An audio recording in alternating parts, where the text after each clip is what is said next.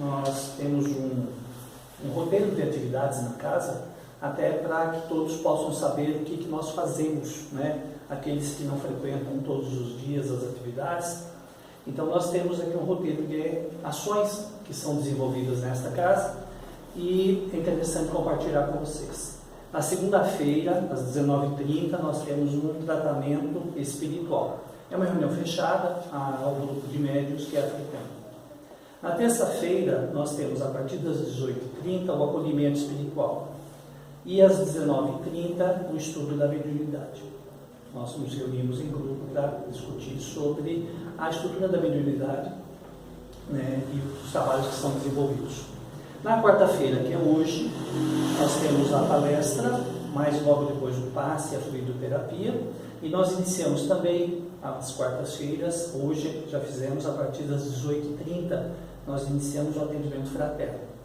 Então, caso vocês tenham alguma pessoa, conheçam alguém que está buscando entendimento, buscando alívio, buscando acolhimento em relação aos seus problemas, sejam eles espirituais, sejam eles pessoais, o atendimento fraterno iniciou hoje as suas atividades. Então nós vamos ter sempre dois trabalhadores da casa atendendo a todas as pessoas que buscam alívio, orientação e qualquer tipo de ajuda que a gente possa dar com base na doutrina.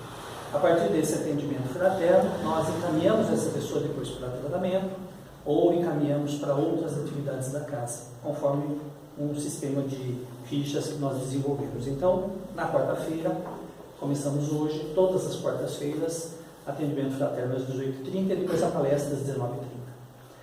Na quinta-feira, temos também tratamento espiritual, é uma reunião fechada, há um grupo de médiuns que atende na quinta-feira. Na sexta-feira, às 19h30, temos o estudo do Evangelho. No sábado, às 16 horas, temos o atendimento de acupuntura e florais e às 18 horas o estudo da doutrina. Então, nós estamos com a agenda agora, então, de segunda a sábado, né, todos os dias, atendimento em atividades da casa. Caso tenham alguma dúvida, queiram saber um pouco mais sobre o funcionamento da casa, nós estamos também com este livreto que fala, chegando na casa espírita, fiquem à vontade para poder pegar, né? Levem para vocês lerem ou para passar para alguém, caso vocês tenham essa orientação. Aqui fala como funciona a casa espírita, como funciona um pouco do espiritismo, fala um pouco sobre a doutrina. Fiquem à vontade para retirar e levar para vocês. E a nossa conversa de hoje trata sobre o feriado de amanhã, porque feriado é muito bom e a gente muitas vezes não sabe o motivo pelos quais os feriados acontecem. Amanhã é feriado de Corpus Christi, é um feriado que é comemorado no país como um todo, né? E muita gente fica se perguntando o que é isso, né? Então nós vamos falar um pouco sobre esse feriado, sobre o que isso significa dentro da moral cristã e ao mesmo tempo fazer uma correlação entre isso, que é o feriado, que foi estabelecido pela Igreja Católica, e o Espiritismo. Então vamos fazer a ponte para nós pegarmos o que tem de interessante, o que tem de pontual e de que nos orienta a respeito das questões do Cristo, né? Toda a reunião de quarta-feira é uma reunião voltada para questões doutrinárias, questões morais envolvendo o Evangelho e também atividades que envolvam a doutrina espírita. Então, nós resolvemos falar sobre isso exatamente por ser amanhã feriado de Corpus Christi, né? Para quem não me conhece, eu sou Américo, sou um dos frequentadores daqui da casa. Então, o Corpus Christi é um feriado que ele tem longa data. Ele foi criado, essa data, em 8 de setembro de 1264, por um Papa que era o Urbano IV. E com a finalidade de celebrar, sempre no mês de junho, a ressurreição de Jesus. Por que no mês de junho? Porque depende um pouco da questão da data da Páscoa.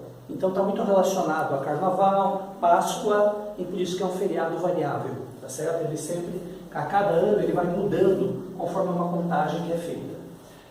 Ele se referiu a quê? A trazer para a gente informações do que, né, celebrar a vinda, ou muita gente pensa do retorno do Cristo, através da ressurreição. O conceito de ressurreição, ele nasce justamente de uma ideia que havia no judaísmo. Vocês sabem que Jesus era um judeu, né? Muita gente não conhece essa trajetória, mas Jesus nasceu numa comunidade judaica, ele pregava, participava dos eventos religiosos judaicos, e no judaísmo existia uma indefinição a respeito do conceito. Alguns judeus e algumas castas, algumas regiões defendiam reencarnação e alguns defendiam ressurreição. Inclusive alguns, um pouco mais radicais, defendiam nada, defendiam que a pessoa, quando morresse, acabava. Então, dentro da própria crença judaica havia esses desentendimentos em relação ao que se dá conosco depois que a gente passa pela morte física. Jesus estava numa região em que eles consideravam a ressurreição. Então eles estavam sempre esperando que o Messias ressurgisse e, ao depois de morrer, ele ressuscitasse. Tanto que muitas religiões hoje adotam esse mesmo conceito. Ficam esperando as pessoas morrer para ressuscitarem no dia do juízo final.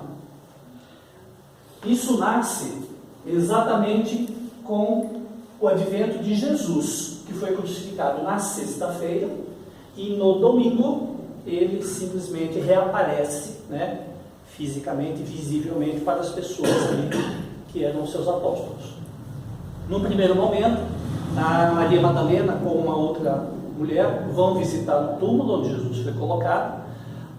O túmulo foi colocado numa gruta com pedras tampando a entrada. Alguns soldados romanos cuidando disso, porque Jesus era uma pessoa influente, era uma pessoa famosa, eles tinham medo que alguém roubasse o corpo de Jesus para dar outro destino, e a Maria Madalena chegou e encontrou essa porta de pedra aberta, e ao adentrar nessa cripta, observou que o corpo de Jesus lá não estava mais, estava só os panos. Ela fica desesperada com isso, sai correndo, vai buscar ajuda a Pedro. Chegando lá, chama Pedro e eles vêm até o local e ficam desesperados com o sumiço do corpo de Jesus, porque sendo crucificado na sexta-feira, foi cuidado, limpado, embalado em panos, e no domingo já não estava mais. Pedro fica sem saber o que fazer, conversa com os seus outros amigos e tudo mais, não tem o que resolver, volta para casa. Maria Madalena fica lá, chorando ao lado dessa cripta, e percebe a presença, né, de duas entidades, que ela chama de dois anjos. Então aparecem para ela dois homens, completamente, né, de roupa branca, brilhantes, e diz para ela, não se preocupe não, Jesus vai voltar, vá até lá, né, avise a todos eles que Jesus vai retornar. E antes dela sair, ela verifica a presença de uma outra pessoa, que ela pensou que era quem tomava conta desse local, e ela vai vendo essa pessoa se transformando até adquirir as formas de Jesus. E aí ela percebe que ela está na presença do Mestre. Todo esse mecanismo aconteceu nesse domingo. Ela, morrendo de medo, desesperada, corre até os apóstolos e anuncia para todos eles, olha, o Mestre ressuscitou, ou seja, ele estava morto e ele agora ressurgiu dos mortos.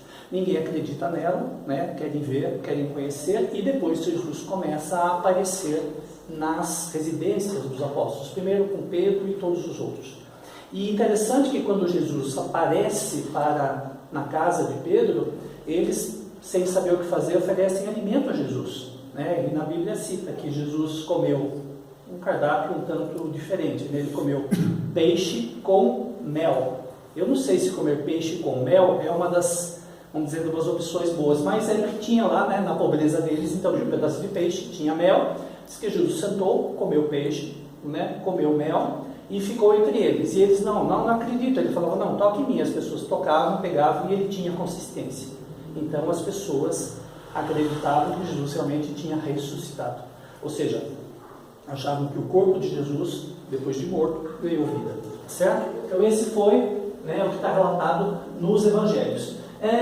Independente disso, o que a gente percebe? Quando Jesus volta para a convivência dos seus apóstolos, ele está dando uma mensagem. Uma mensagem do quê? De confirmação. Porque antes disso ele falou, não, fiquem tranquilos, né? Se acontecer algo de mal comigo, eu vou voltar. eu retornarei. E ele estava cumprindo então uma promessa que ele tinha feito em vida enquanto ele estava com os seus apóstolos. Mas além disso, tem uma simbologia muito grande aí, muito grande, que as próprias igrejas evangélicas, né, igrejas cristãs, apoderaram de si. Qual é? É a simbologia muito forte que liga o quê? Liga a morte, ou seja, aquele sofrimento que a gente passa nesta existência, para algo que tem finalidade. E que esse morrer, ele significa um sacrifício maior em prol de algo mais elevado. Então Jesus começa a criar o conceito de que não é o sofrimento algo desnecessário. O sofrimento tem uma finalidade, e essa finalidade ele leva a pessoa a buscar esse equilíbrio depois, a partir do aprendizado do sofrimento. Então, quando nós sofremos, quando nós passamos por dificuldade, não significa que aquilo é em vão, que aquilo é perdido. Não, aquilo tem uma necessidade de correção de algo, de nos ensinar, de nos direcionar para um outro nível de entendimento. Ou seja, nada é perdido, nada é em vão. Não há sofrimento inútil, a não ser que seja um sofrimento em que não tenha finalidade de aprendizado. Jesus então mostra isso, ou seja, ele morre, né, mas ele retorna, ou seja, o sacrifício dele, passando pela crucificação, passando por todas aquelas etapas do sofrimento, não foi em vão, até porque ele retorna e mostra que isso tem uma finalidade. E significa, né, a Igreja Católica dá esse nome, né, de Corpus Christi, né, pega isso do latim, que significa o quê? É o corpo do Cristo, ou seja, Cristo vivo, ou seja, ele atendendo ainda os seus apóstolos em pessoa. Não era uma imagem, era ele como pessoa. Bom, vindo de lá para cá, a gente começa a tentar então entender um pouco das diferenças que existem entre essa visão das igrejas e religiões cristãs do Espiritismo, que já, a partir de Kardec, tenta entender e aplicar uma forma mais racional de observar esses fenômenos. Porque o fenômeno de Jesus ressuscitar dos mortos leva o Kardec a pesquisar e tentar entender esse processo. E na Bíblia nós temos duas citações de ressuscitar. Temos o caso de Jesus, né? Mas antes Jesus faz isso para o Lázaro. Então tem uma passagem também que Lázaro está aparentemente morto, Jesus vai lá e o transfere da morte para a vida. Faz essa retirada dele e ele volta a viver. Bom, na religião cristã, considerando o Espiritismo como sendo um dos eixos do Espiritismo, a moral cristã, nós não podemos dizer que nós não somos cristãos, somos sim, porque a gente segue os preceitos de Jesus, preceitos do cristianismo. Existem algumas diferenças. Kardec faz essa análise e dá uma conotação um pouco diferente. Então ele faz uma separação entre o que seria então a visão espírita de nós nascermos deste mundo, reencarnarmos, ou seja, entrarmos na carne novamente, e essa questão da ressuscitação, da ressurreição, ou seja, sair do morto e tornar a viver. Quando a gente faz essa comparação, a gente começa a ver algumas diferenças. Bom, primeiro, a reencarnação é a entrada de um espírito num corpo novo. Esse corpo que está passando a ser gerado agora, produzido pelo útero materno. Então, a partir desse momento, nós vamos produzir um corpo novo.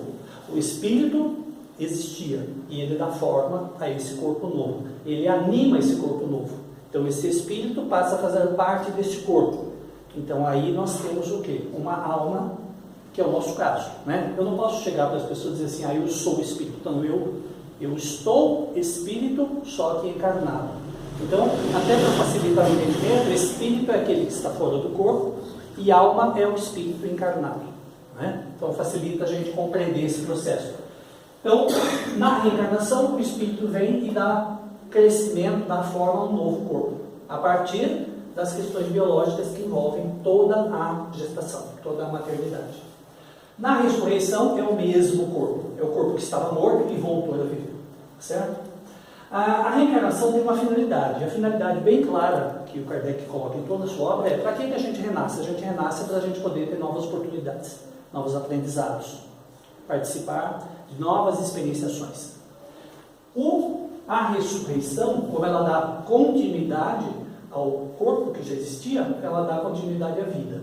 Então, a reencarnação promove mais novas possibilidades do que simplesmente voltar a viver no corpo que eu já tinha antes. A reencarnação prega que o espírito é imortal nas suas várias vidas materiais. Então a gente pode reencarnar, desencarnar, ficar um tempo fora do corpo, na realidade, reencarna de novo, fica um tempo aqui, fica um tempo lá, e assim nós vamos fazendo essa alternância. Então nós podemos passar por várias e várias vidas materiais, até o momento em que a gente não tem mais necessidade de passar por esse processo, por aprendizado, por conhecimento, por evolução no processo de vida. A ressurreição não. O espírito que morreu, ele retorna à matéria uma vez. Então ele não tem essa coisa de ficar ressuscitando. Então ele nasce, cresce, vive, morre, ressuscita. Morre de novo, ressuscita outra vez. Não, isso não existe. Então a ressurreição é uma vez só. Então Kardec dá uma outra conotação a isso, dizendo que isso se repete mais vezes. A codificação espírita defende a reencarnação como uma das suas características de estruturas doutrinárias. A ressurreição, ela era defendida pelo judaísmo, mas não tinham ainda bem ideias muito claras a respeito disso. Uma parte dos judeus acreditavam nisso, outra parte não acreditava nisso. O que mais que a gente tem de características? Bom, então se eu nasço de novo, eu tenho uma nova oportunidade. Se eu ressuscito, eu tenho a mesma oportunidade. Por quê? Porque eu nasço, eu volto à vida da vida que eu tinha. Agora, se eu for nascer de novo, eu vou ter países diferentes, situações diferentes, a cultura diferente, um momento diferente, um tempo diferente, uma cidade diferente, um país diferente, uma cultura diferente. Então isso traz muito mais enriquecimento do que simplesmente voltar à vida e continuar vivendo do jeito que eu vivia antes. A reencarnação permite então renovar essas experimentações nas suas várias possibilidades, nas suas várias características. E a ressurreição não, ela não renova, porque eu simplesmente vivia, então eu, Américo, aqui vivendo aqui, meu corpo morre, eu volto à vida e eu continuo sendo exatamente a mesma roupagem que eu estava. Eu não estou numa situação nova de oportunidades diferentes. Já quando eu reencarnar, eu estarei numa era diferente, com pessoas diferentes, em momentos diferentes. Então o aprendizado ele é muito maior, muito mais rico na reencarnação.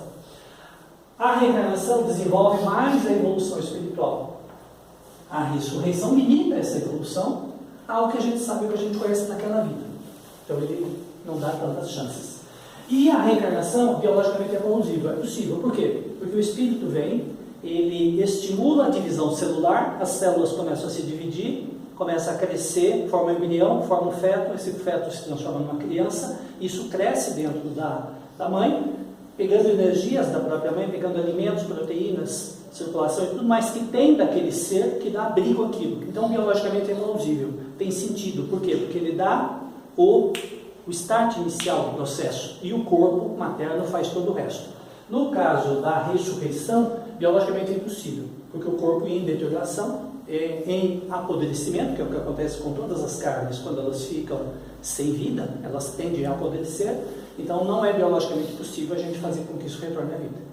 Então, biologicamente, é mais plausível a reencarnação. Então, a gente percebe que fora essas diferenças, passam a ser conceitos diferentes. Se nós pegarmos a palavra ressurreição e colocarmos isso como reencarnação, ou manter a vida numa outra situação, a gente começa a perceber que não tem tanta diferença assim, mas conceitualmente tem. Várias citações e passagens evangélicas vão colocar várias questões em relação a isso. Tem uma passagem no texto do Evangelho, em Mateus, para quem gosta, Mateus capítulo 11, versículo 12 a 15, que cita que João Batista é Elias, e João Batista representava Elias reencarnado, porém não ressuscitado. Então o próprio Evangelho de Mateus fala sobre a questão de não entender essa questão do ressuscitar. Lázaro ficou morto por 4 dias, segundo o Evangelho também, e volta a viver no mesmo corpo.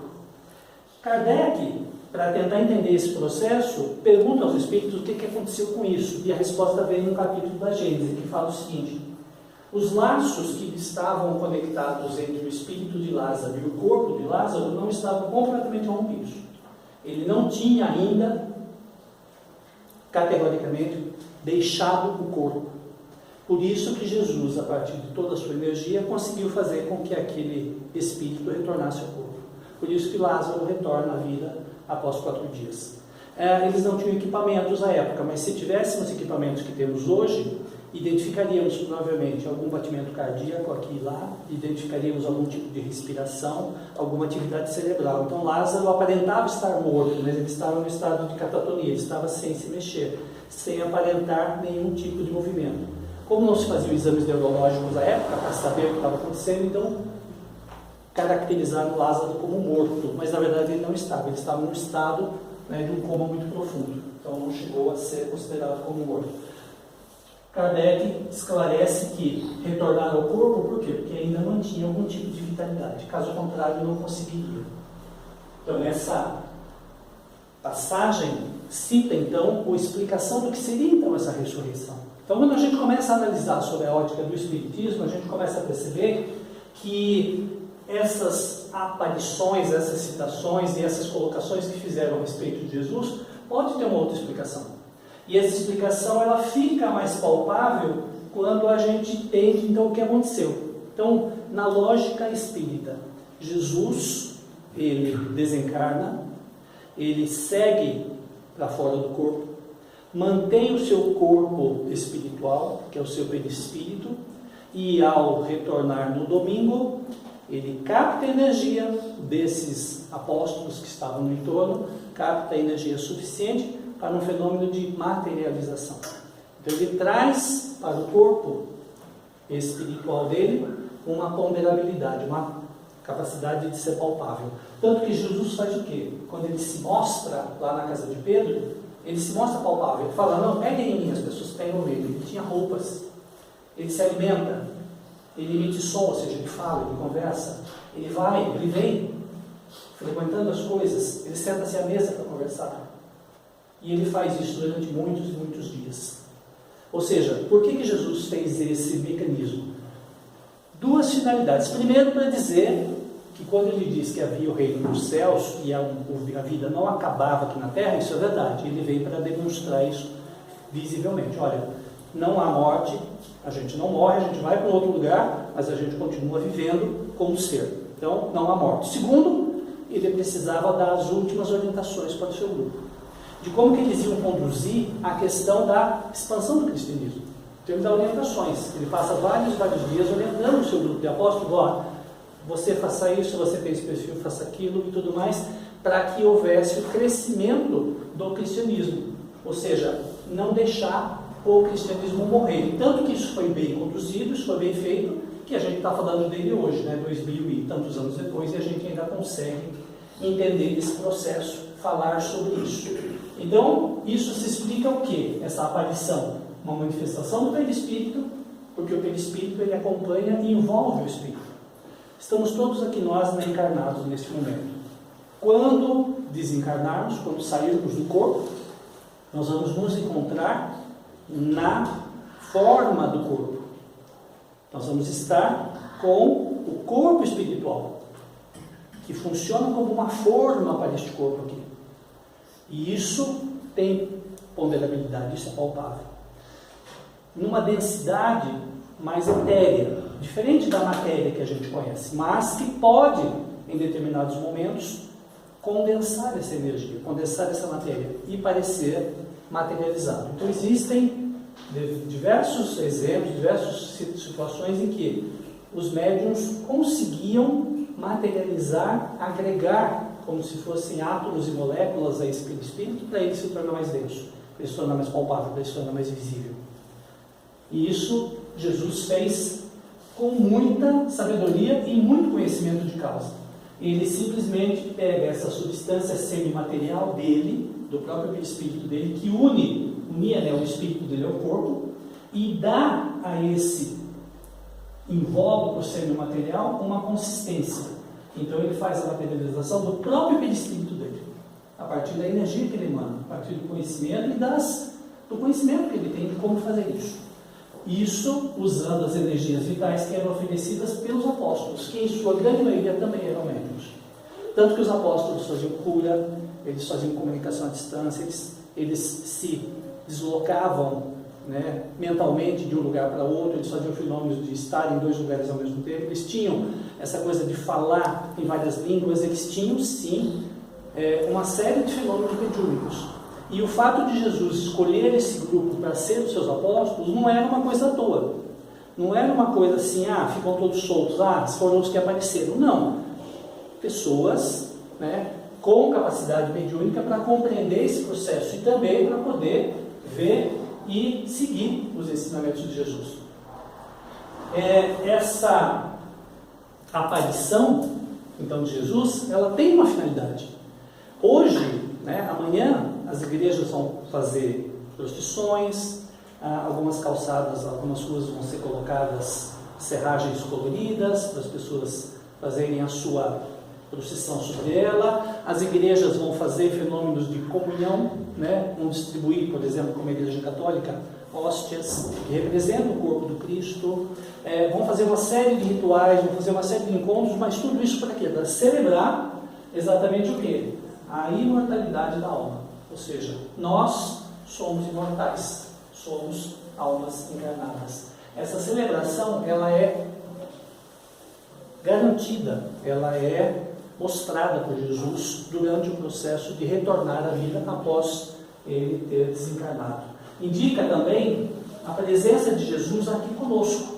Ou seja, Jesus, ele diz, né, aos seus apóstolos, olha, não se preocupem, eu vou voltar e vou ficar com vocês. Ou seja, então ele passa também para a gente um recado muito interessante. Jesus continua sendo aquele nosso grande irmão que toma conta da gente ao longo da nossa existência. Ou seja, Jesus não passou pela Terra e foi embora para outro planeta e viver a vida dele. Ele continua trabalhando em prol da humanidade, continua frequentando, né, de forma indireta, tomando conta, cuidando das pessoas que estão aqui, dado a amorosidade e a grandiosidade de sentimento que ele tinha. Então, Jesus continua presente em nossas vidas, continua seguindo, né, os caminhos de nos orientar, e isso de forma contínua. E ele mostrou isso, olha, eu não vou embora, eu volto, mesmo depois de morto eu vou continuar com vocês. Então ele mostra, né, a fortaleza que essa moral tem de acompanhar as pessoas ao longo da sua existência. Traz então uma mensagem enorme de amor, ou seja, eu podia ter ido embora, mas eu voltei para ficar com vocês. E por quê? Porque Jesus amava incondicionalmente os seus apóstolos, as pessoas ali, né? E essa amorosidade tamanha faz então com que ele passe essa mensagem. Olha, eu poderia ter morrido, eu poderia ir para outro lugar, mas não, eu resolvi ficar com vocês, ou seja, porque eu gosto muito da companhia de vocês. Traz uma mensagem de paz enorme, ou seja, as guerras, as desavenças, as brigas, os atritos podem ser solucionados. Por quê? Porque existe uma força maior que nos une, né? E está contido desse preceito cristão. De fraternidade, olha, eu estou ajudando vocês, né? Eu vou tomar conta de vocês. Passa para nós a mensagem de que nós não estamos sós. Muita gente sente, né, solidão, se sente só. Nossa, eu estou sozinho, eu não tenho ninguém para estar comigo. É que a gente não consegue perceber a proximidade que essas entidades maiores têm conosco. A gente não consegue captar, mas eles estão sim presentes. Então Jesus deixa isso bem claro quando ele volta. Olha, fiquem tranquilos, vocês nunca vão estar sozinhos. Mesmo quando vocês não tiverem nenhuma outra pessoa em volta, né, alguém do plano maior da vida espiritual vai estar junto com vocês. Então não estamos sós. Existe quem nos acolhe, aquele para quem traz orientações, aquele para quem nos encaminha para o bem. Ou seja, a gente é sim cuidado, a gente sempre é amparado, sempre. A gente só às vezes não consegue perceber. Muita gente fala, poxa, mas ele não fala diretamente. Não, mas aí também seria, né, uma coisa muito absurda, porque daí, né, não seria uma orientação, seria o quê? Nos direcionar, como se fôssemos marionetes, seria puxar a cordinha, olha para cá, vai para lá. Não, nós temos o nosso livre-arbítrio, mas no momento do sofrimento, no momento da necessidade, nós temos sim a quem nos socorrer, né? Eles nos acolhem. Então a gente sempre é cuidado, sempre é amparado. Ah, mas eu não fiz um monte de coisas. Sim, mas a gente teve ideias, nós tivemos orientações, nós tivemos aquele sopro, né, falando no nosso ouvido para fazer determinadas coisas. Ah, mas por que deu tudo tão errado? Deu tudo tão errado porque a gente não foi capaz, muitas vezes, de escutar essa vozinha, aquela voz pequenininha interior, nos dizendo o que fazer. Então, muitas vezes, por quê? A gente não acredita, muitas vezes por orgulho, muitas vezes por não, eu sou mais, eu sou poderoso, eu sou o máximo, eu faço o que eu quero, né? Eu faço e desfaço tudo como se a gente não tivesse essa conexão. Então, essa conexão, ela está o tempo todo presente. É aquela questão, né? Eles estavam falando o tempo todo pra gente, a gente que não ouviu. E depois a gente fica preocupado, chateado, poxa, mas deu tudo errado, deu. Olha o que construiu, olha o que você fez. Então, isso tudo está contido nessa figura da celebração da ressurreição. Então, quando a gente fala em ressurreição, não é só nascer de novo, não é sair de morto para a vida. Tem toda uma conotação especial nela, que é exatamente essa coisa de mostrar que estamos sendo acompanhados, que estamos sendo cuidados. Isso traz para a gente uma mensagem enorme de conforto, de bem-estar, porque faz com que a gente consiga, pegando uma palavra muito usada pelas igrejas, exercitar a comunhão, que é essa comunhão. Muita gente vai lá na comunhão, pega um pedaço de hóstia e põe na boca e fala, pronto, está feita a comunhão. Não, essa palavra comunhão, ela tem um outro contexto, ela é muito mais ampliada. A comunhão é nossa com Jesus, é de estarmos juntos, estamos ali, parceiros, estamos ali, alinhados a Jesus, ou seja, e todos os seus discípulos, que naquele momento lá, da crucificação eram 11, e depois, ao longo do tempo, foram outros e outros e outros se agregando. Quantos discípulos não nasceram do cristianismo? Muitos, na sua grande maioria, completamente desconhecidos da grande população, alguns muito conhecidos, São Francisco, algumas entidades aí santificadas, exemplos de pessoas assim que revolucionaram as coisas a partir das ideias do cristianismo, e a grande massa de discípulos que a gente não sabe que existiram. Nossos próprios antepassados, muitas vezes, pessoas que conviveram com a gente na nossa vida e eram discípulos fervorosos do cristianismo, mas que não tinham aquela propaganda e a gente não ficou sabendo. Mas eram pessoas que estavam sempre ali fortes, firmes, em comunhão com o Cristo e em comunhão conosco, nos ajudando, nos orientando.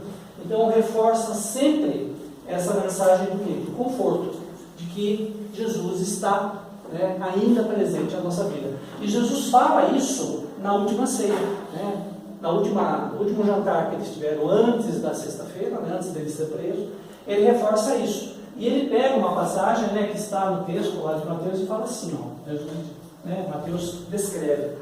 E tomando um pão, ou seja, Jesus pega então um pão, que estava na mesa ali, da última ceia, tendo dado graças, Jesus então agradece ao pão, que é o que a gente tem, o pão nosso de cada dia, vamos agradecer, pela oração no Pai Nosso, agradece aquele pão, ele dá graças, ou seja, obrigado pelo alimento que estamos aqui, partiu e lhes deu um pedaço para cada apóstolo, dizendo para eles, isto é o meu corpo, eu ofereço a vós.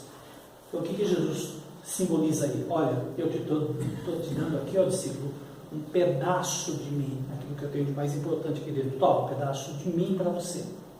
Esse é o simbolismo do dar o pão para alguém. Faz isto em memória de mim, ou seja, toda vez que você for dividir o pão, você for dividir alguma coisa com alguém, faz isso lembrando de mim, lembrando do cristianismo, Este é o cálice, ele mostra o cálice porque eles estavam tomando vinho e comendo pão. Esse é um cálice do meu sangue, derramado em favor de vocês, que vai ser derramado em favor de vocês na crucificação amanhã, no meu desencarne. Então, simboliza toda essa mensagem de comunhão, de conforto. E o corpo de Cristo vem exatamente para isso. Muita gente correlaciona o pão de cada dia, o pão da vida, como sendo aquilo que a gente tem que compartilhar. E Jesus nos ensina que ao compartilhar essas coisas, nós estamos compartilhando não só aquilo que é bom, mas também o que é ruim. E é importante compartilhar o que é ruim, para que a gente possa dividir o peso e também ajudar aqueles que precisam. Então, compartilhar o pão de cada dia, ou seja, tirar aquilo que a gente tem de nós para poder dividir com o outro, é uma vivência. Essa vivência pode ser baseada na dor, pode ser baseada na alegria, ou seja, pode ser baseado na caridade e no amor ao próximo, principalmente quando esse próximo tem necessidades, ele precisa da gente. Então, dar o pão de cada dia para quem precisa é trazer que os ensinamentos, os seus ensinamentos de Jesus, não sejam esquecidos. E isso permite o quê? Que a gente cresça mais e evolua cada vez mais. Porque a gente faz isso por meio da prática do bem. E o Kardec capta isso no Evangelho e cunha essa frase, fora da caridade não há salvação. Então, o que ele está fazendo? Ele está pegando o exemplo da distribuição de Jesus, de bondade, de caridade, de compartilhar as coisas, de dar aos outros aquilo que as pessoas precisam. Ou seja, se colocar no lugar do outro, para que o outro possa compartilhar conosco aquilo que o aflige. Então, o Corpus Christi é isso. O Corpus Christi é uma celebração, que amanhã é um feriado, é ótimo ter feriado, gente? Na quinta-feira, é uma maravilha, Ele indica o quê? A união de Jesus com os seus. Ou seja, quem são os seus de Jesus? Somos nós, É a união de Jesus conosco, É a comunhão, é estarmos juntos, ali, parceiros. É aquele parceiro que você pode confiar, que você pode contar. É aquele que está ao seu lado, que caminha junto com você, E hoje, independente do que a gente tem, independente da minha religião, ou de todas as outras, independente da minha cor ou da minha etnia, independente da minha classe social, independente do meu gênero, se eu sou masculino, feminino e todos os outros gêneros que existem, independente da minha orientação sexual, ou independente de qualquer outra coisa que eu seja diferente de vocês, e vocês de mim, e nós de nós, porque nós somos muito diversos e muito diferentes, Nós não somos iguais, nós somos parecidos, mas iguais nós somos em nada. Jesus nos orienta que, ao compartilhar o pão, que simboliza o seu corpo, que simboliza a sua vida, a sua existência aqui na Terra, o seu sangue simboliza a sua vivência.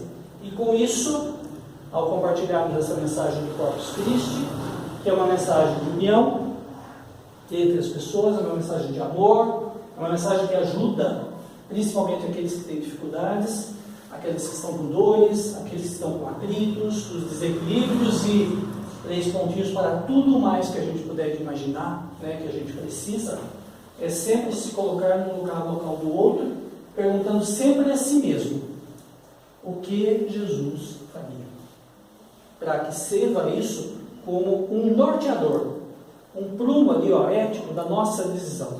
Quando eu tiver que decidir alguma coisa, é só perguntar a si próprio o que Jesus faria. Eu estou fazendo isso, perguntar para mim mesmo, o que Jesus faria nesse momento para com essa pessoa, para com aquela dificuldade, aquela dor, aquele atrito, e também aquela felicidade, aquele bem-estar, aquele momento bom. O que Jesus faria? Então o mestre fez. Ele mostrou para a gente que pode ser feitas as coisas, mesmo no contexto de pobreza, mesmo no contexto de limites, a gente sempre pode fazer. Ele ensinou como fazer isso, ele compartilhou isso conosco. Ele deu exemplos desse amor, que é um amor verdadeiro, e não pediu nada em troca. Então ele simplesmente ofertou. Então isso é o Corpus Christi, é a oferta de Jesus para nós sobre aquilo que ele tem de maior, que é o amor dele sublime, sendo modelo para que a gente possa viver em harmonia perante a sociedade. Essa é a verdadeira mensagem do Corpus Christi. Jesus simplesmente dando de si aquilo que ele tem de maior, que é o amor, que é a única situação, estrutura, condição, fato que faz com que a gente se torne melhor e torne a nossa vida algo realmente que seja positivo. Fora do amor, fora da caridade, não tem o que fazer. Então eu complementaria até o Kardec. Fora do amor não há salvação. Então a gente tem que amar todas as situações, sejam elas locais forem, mas com amorosidade a gente faz exatamente o que Jesus fez. Se deu integralmente. Tanto que ele se deu, que foi crucificado, que foi maltratado, mas dá a volta por cima de tudo isso, volta de cabeça erguida e diz: vocês pensaram que eu tinha ido? Eu não fui, eu continuo aqui. Por isso que Jesus não ressuscitou dos mortos, porque ele nem chegou a ser morto. Quem foi morto foi o seu corpo. Então, eu não creio na ressuscitação de Jesus, porque ele nem morreu, ele continuou. Então, pelo fato dele continuar, está presente hoje até nós. É isso, gente. Muito obrigado pela paciência. E vamos à nossa segunda parte.